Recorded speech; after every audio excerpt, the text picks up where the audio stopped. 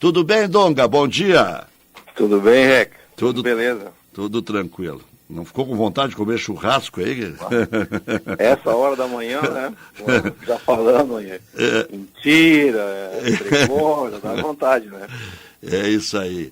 Continua com aquela obra social maravilhosa. Vamos começar do começo, Dunga, porque antigamente a gente dizia, a gente fazer o bem não é bom contar.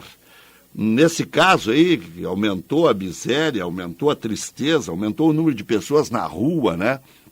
Eu acho que a gente tem mais que dizer do que as pessoas fazem para dar o bom exemplo. E por isso que eu saliento sempre aqui o trabalho do Dunga, do Tinga, mas do Dunga em especial, que puxou toda essa turma aí, né? Que se deu conta de que tem que olhar para o lado, né, Dunga? Eu tenho uma frase de uma irmã minha, eu acho que a outra vez que nós conversamos sobre isso, que eu sempre uso, que fazer o bem é bom para quem faz, não é para quem recebe, né? Com certeza. A gente tem um trabalho aí há mais de 20 anos, né? Somente agora na pandemia que meus amigos me convenceram a divulgar para multiplicar, né, essas ações. Sim. E para a gente criar o voluntário como uma cultura no Brasil, não só na época de pandemia, não só na época de Natal, porque tem muitos idosos que estão nos asilos que tu precisa ser voluntário, não é só doar comida, é doar seu tempo, ir lá conversar, ouvir a história, né, das pessoas, dar atenção, dar carinho. E nós já mais de 250 toneladas, né, graças aí aos nossos amigos empresários, pessoal fornecedores, agricultores da SEASA, agora na última... Como é que funciona, Dunga? Vocês pegam no final do dia, no outro dia de manhã cedo, antes de chegar a nova remessa? Como é que funciona para não pegar o produto danificado e, ao mesmo tempo, eles não têm mais como comercializar, né? Bom, o pessoal aí dos fornecedores da SEASA, agricultores, eles já trabalham conosco há mais de 10 anos, tá? Que eles forneciam.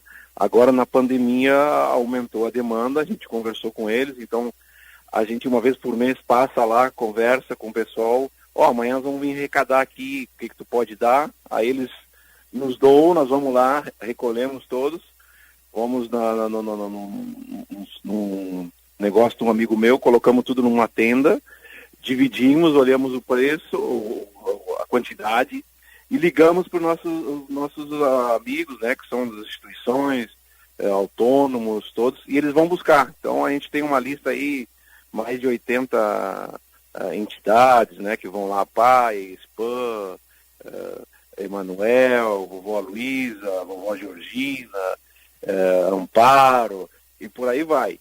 Isso é uma vez por mês. E aí, além disso, a gente faz outras ações com representantes de arroz, feijão, óleo, leite, que eles nos doam e a gente vai e passa. Tudo catalogado, tudo com recibo, né? E cesta básica, quando a gente também tem as famílias, tudo na planilha, com as professoras de algumas escolas a gente trabalha, porque eles sabem as crianças, quais as dificuldades dos pais, quem está trabalhando, quem não está. E aí a gente vai multiplicando. Aí com o Tinga a gente faz várias ações também lá, que ele tem pouco de aprender. Agora a gente está arrumando tinta para pintar algumas escolas, assim, saco de dormir, cobertores, quando a gente vai nas famílias, né? Então é uma série de ações. Uma outra ação que a gente está montando já há um bom tempo, quando pega fogo em algumas casas aí, a gente tem condições com os construtores que fazem um prédio que fica 2-3 metros de piso, 1.000 tijolos. A gente tudo, quando consegue, a gente distribui para essas pessoas também. Bom, Dunga, eu vou te passar depois o telefone da Tedox, lá, que é nosso anunciante aqui de tintas, para que você fale lá com o João. Eu dou um toque nele aí, porque essa ação aí das escolas é muito legal.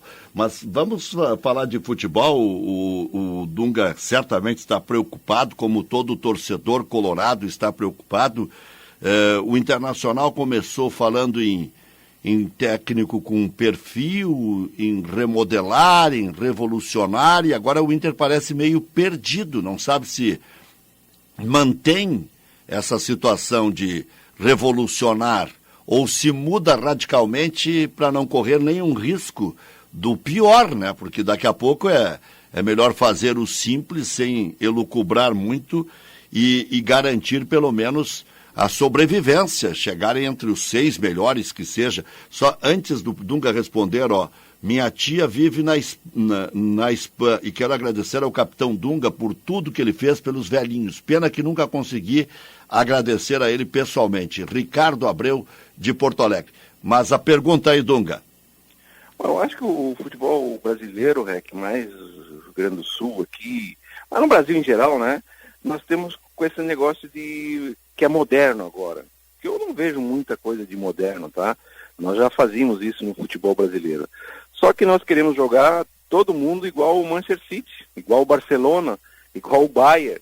Não dá pra gente jogar isso. A gente tem que ter humildade e saber o que nós temos Eu não falo nem em termos de qualidade, eu falo em termos de característica de jogador, tá? Se tu tem uma característica de jogador, tu não pode querer implantar o meu modelo. Eu não posso chegar ao Dunga e dizer, não, meu modelo é esse, tá? Mas os jogadores não são para essa característica. Vamos eu falar um pouquinho aqui do passado, né? Quando o Filipão tinha o Grêmio, que tinha o Jardel, tinha que ter os cruzamentos para aproveitar as características do Jardel, né? O Internacional com o Escurinho, com o Dadá. Então, depende do que tu tem em mãos, tu tem que montar teu time pela característica do teu jogador. Isso não quer, que eu vejo os pessoal falar, mas não tem qualidade. Não, calma.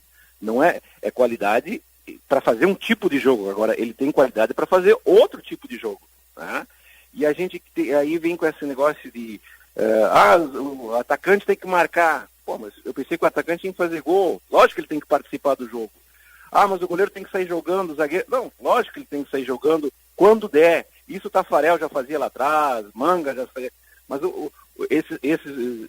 para nós fazer gol, nós temos que passar 115 metros. Pô, será que nós temos que arriscar sempre com o goleiro? O nosso cofre é o gol. Nós vamos trazer todos os bandidos na frente do nosso gol, arriscar ali. Nós temos que tirar a bola o mais rápido possível da nossa defesa para o ataque. A chance de nós fazer gol quando a bola estiver lá na frente, né? Então é um modernismo e o que eu vejo assim que as pessoas acabam se perdendo justamente nisso, né? Porque tu quer uma forma de jogar, mas o Flamengo joga assim, eu quero jogar igual o Flamengo. Não, mas calma aí.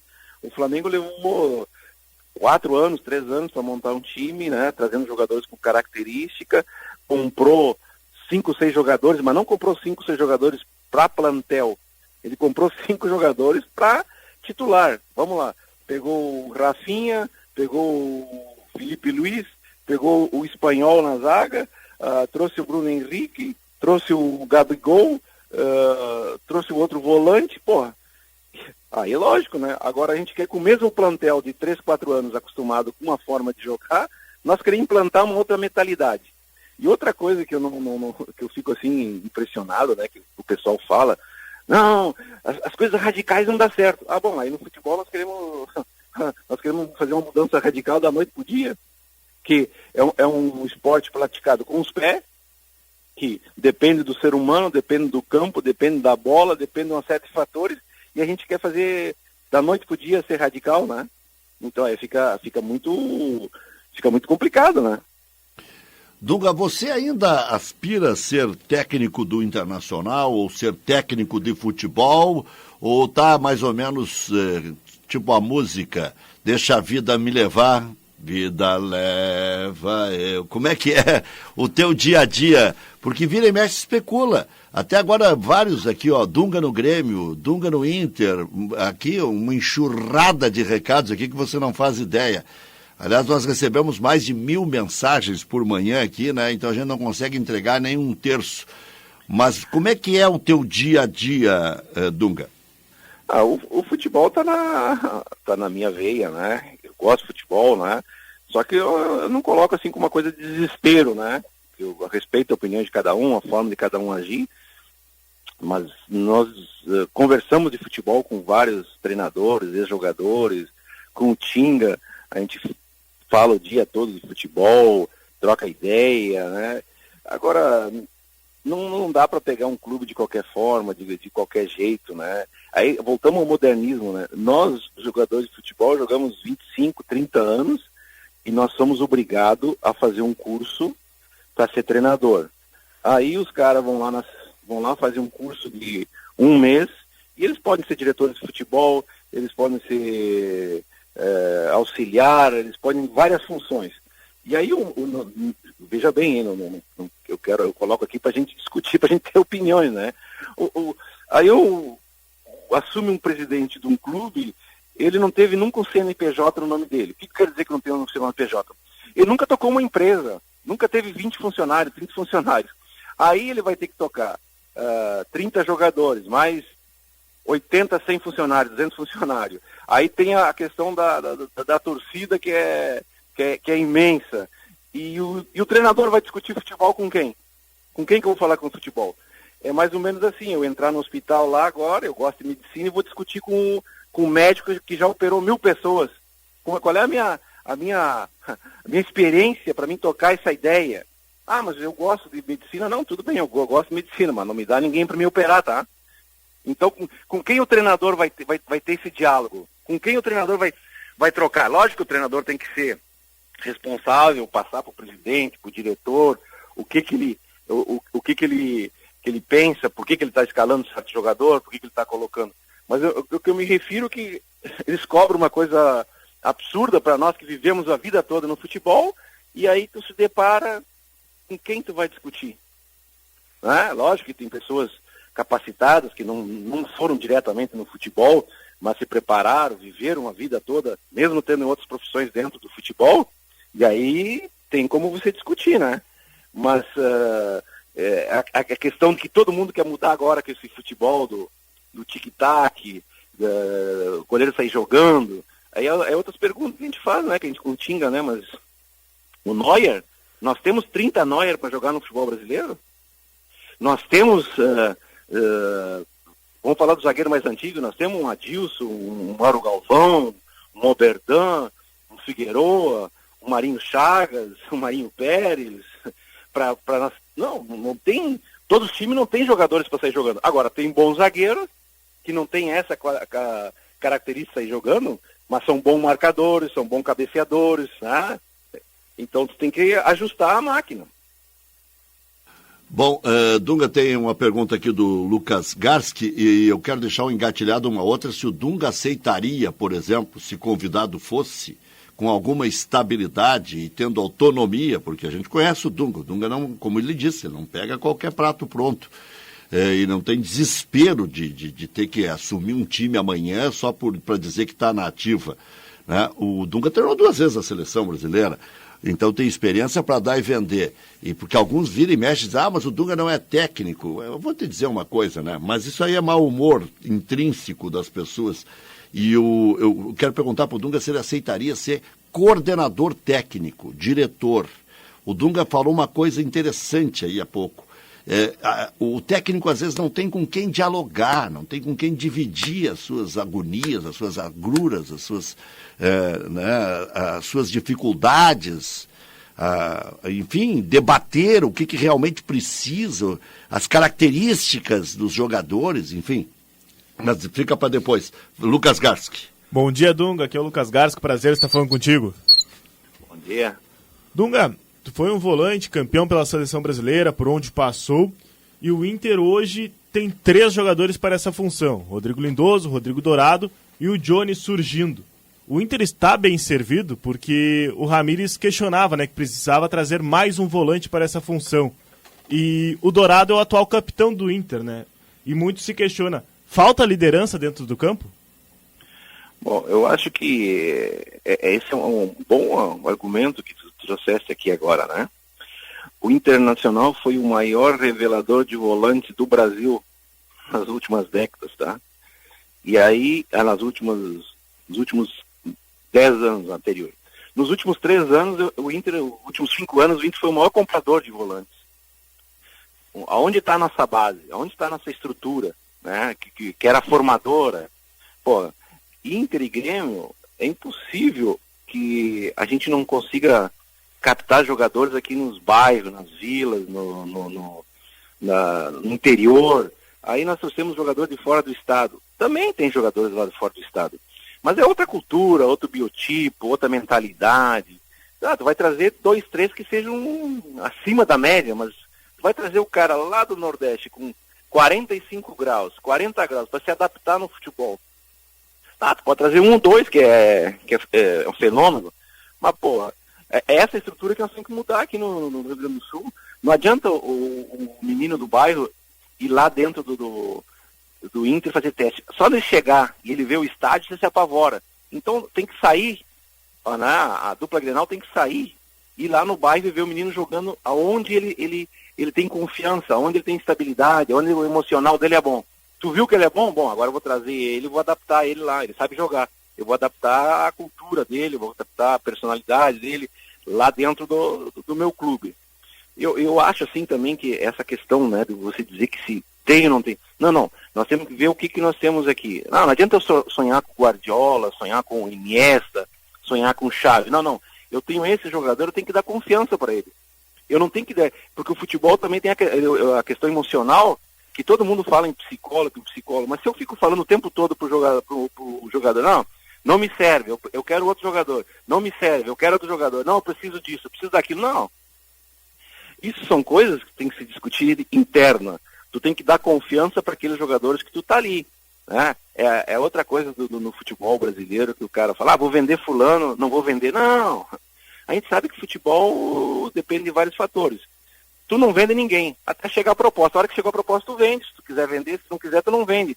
Agora, tu ficar falando para 4 cantos que, eu preciso de um zagueiro, eu preciso de um volante, tu acaba criando instabilidade no teu grupo de trabalho, né?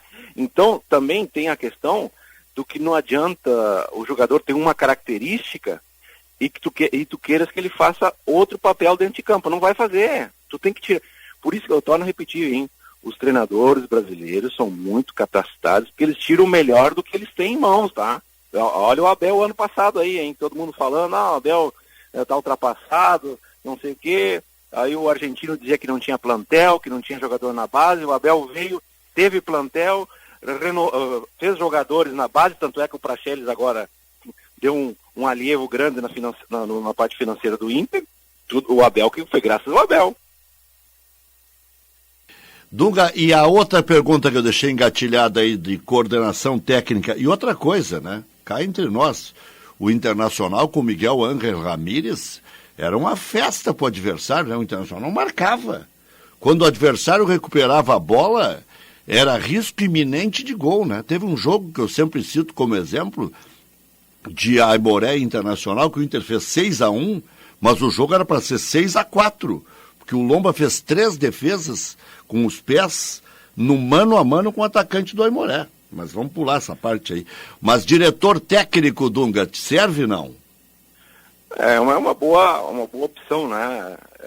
Eu acho assim que no futebol se fala muito de conversar, né? E eu acho que tem que se conversar. A diretoria tem que se conversar, né? Hoje criaram o grupo gestor, então melhor ainda. Se põe 5, 6 pessoas lá, senta. O que nós queremos? Nós queremos um atacante de velocidade.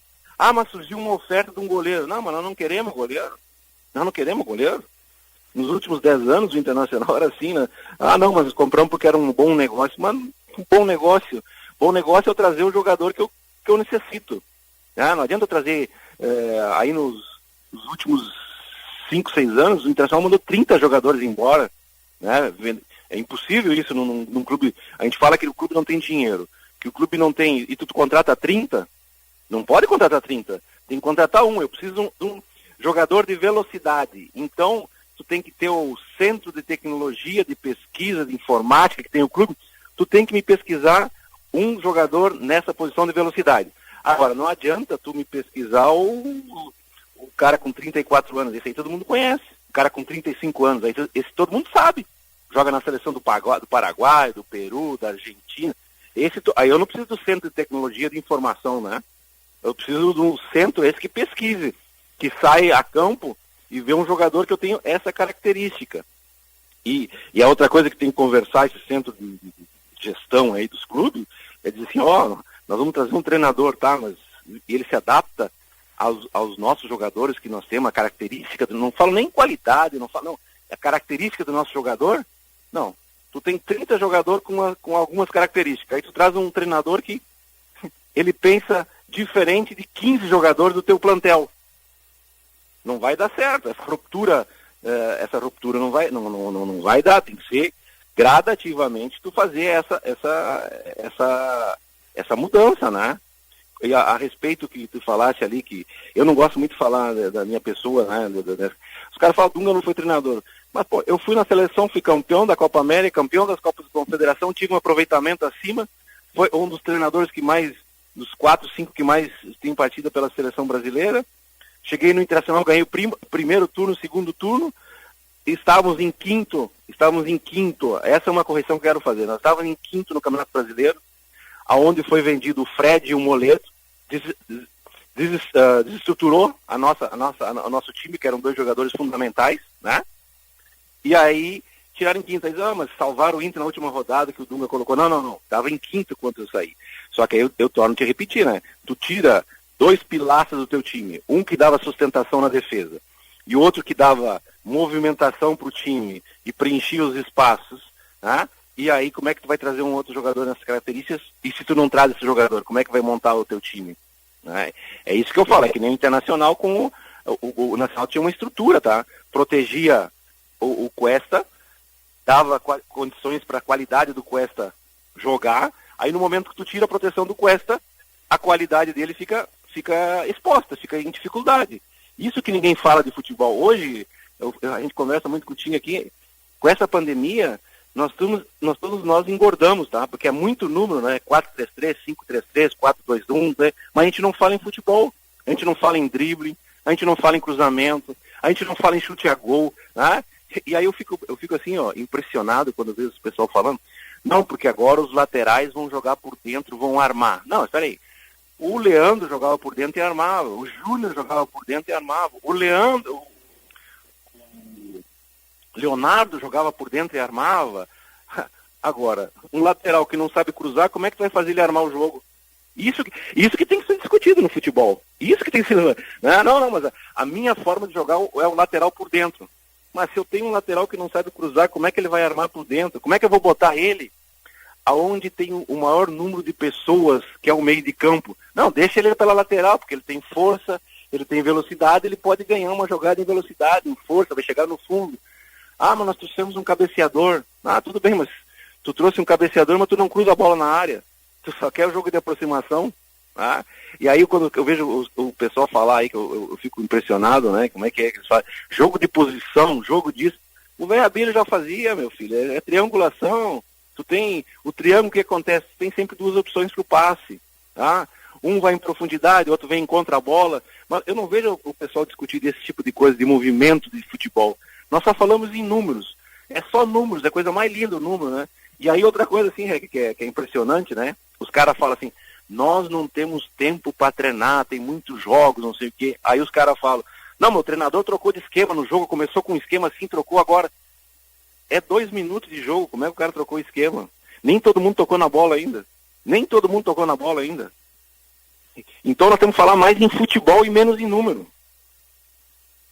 Não, concordo em gênero, número e grau. Aliás, eu procuro defender isso todos os dias aqui no microfone e às vezes a gente tem dificuldade de passar o óbvio, né? Porque isso aí é uma coisa impressionante. A bola parada que decide jogo, né? A velocidade, a transição rápida, o contra-ataque, que ainda é a coisa mais bonita que tem no futebol. Existe coisa mais bonita de se ver que aquele contra-ataque bem feito, né? Quem não lembra daqueles contra-ataques históricos do Nilmar com o Tyson no Internacional, né? Quem não lembra das triangulações de Carpegiani, Vacaria e Lula, Falcão, Claudião e Valdomiro, né? Quem não lembra disso? Quem não lembra da própria seleção brasileira do Dunga, né? Com o Zinho armando, com o Dunga lançando, invertendo o jogo, com o Bebeto trocando de posição com o Romário, enfim, coisas simples, mas eficazes, né? Que a gente não, como diz o Dunga, a gente não discute isso, né? Em cima disso, tá falando, a seleção de 94, as pessoas têm que ir lá e olhar, tá?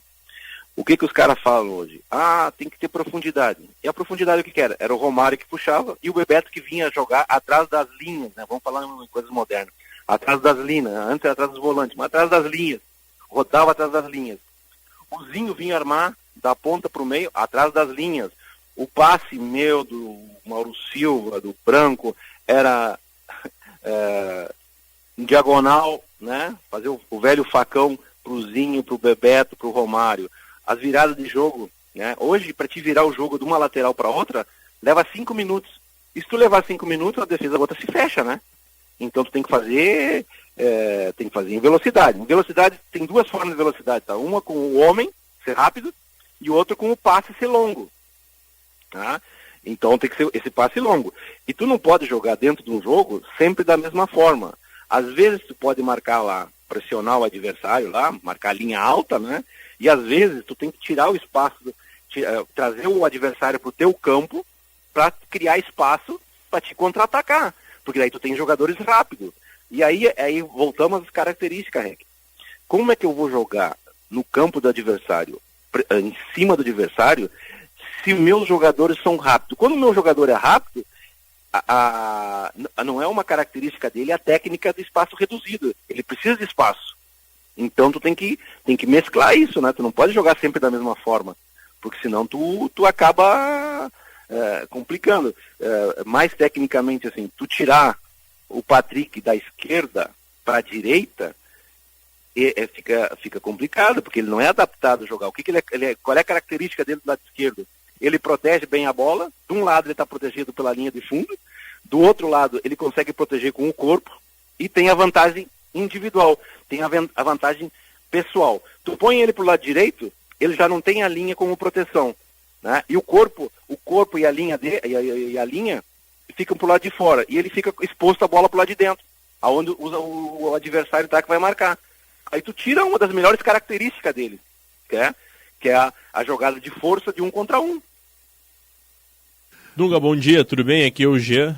O Rec comentou agora há pouco sobre o cargo de coordenador técnico, mas sendo bem objetivo, hoje eu acho que o Inter tem como resolver esse problema ligeirinho. Vai dar cara de clube, vai dar estabilidade. Coloca o Dunga e o Tinga lá e pronto, acaba com esse caminhão de especulações e aventuras e não sei o quê, mas essa é a opinião minha e não é para puxar o saco do Dunga, mas do jeito que tá e chegando julho aí, o Internacional tem que dar estabilidade de clube, que eu não vejo com essas aventuras que o Internacional está propenso a fazer, sei lá. Sendo ainda bem objetivo, Dunga, o Inter busca um técnico aí no mercado, está entre a Aguirre, entre o Marcos Silva, mas se a direção, se o presidente hoje te ligasse, Dunga, fizesse uma proposta, tu aceitaria ser treinador do Internacional? Eu não trabalho com hipótese, né? Eu gosto de conversar futebol de alguns aspectos, né, que é importante, né? Quando vai formar um time, tu tem que trazer caras vencedores, com DNA vencedores, caras habituados a ganhar. Lógico que tu não vai poder trazer o plantel todo, mas tu tem que ter pelo menos 5 jogadores dentro do teu time que tem o DNA vencedor na veia.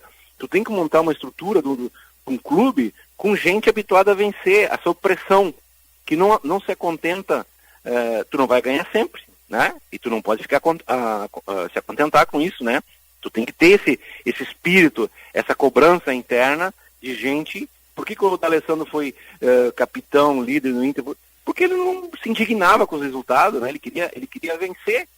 E mais sobre o futebol brasileiro, esse ano vai ser outra dificuldade, tá? Porque a gente não teve férias muito longas, tá? A gente veio o ano passado com essa pandemia, muitos jogos seguidos, né? Sem tempo de preparação. Tivemos um período muito curto de férias, já começamos o campeonato emendado, né? Então tudo isso tem que ter uma estrutura. E outra coisa que hoje é moderno no futebol brasileiro é o grupo gestor. Tá, tu vai trazer um treinador. Vocês já sentaram para conversar entre vocês quais as características desse profissionais? Você buscou informação desse profissional? Quais os últimos trabalhos que ele fez? Quais os problemas que ele teve nos últimos clubes que ele passou? Né? Já trabalhou no teu clube? Quais os problemas que ele teve no teu clube? E agora mudou? Solucionou esse problema que ele tinha, que ou do clube ou dele, é esse tipo de informação que eu não vejo. É muito do que sai na mídia e os caras vão naquela direção. Não, peraí, a mídia faz o trabalho dela, especula, coloca nomes, dá sugestões, fala de futebol. Agora, quem está lá dentro do clube é que tem que saber o que realmente ela quer, tá? Qual é a nossa filosofia? Mas nós queremos jogar um futebol. Nós não podemos jogar um futebol como esse. Não é característica. Eu lembro que eu falei com o Antic, um treinador jugoslavo.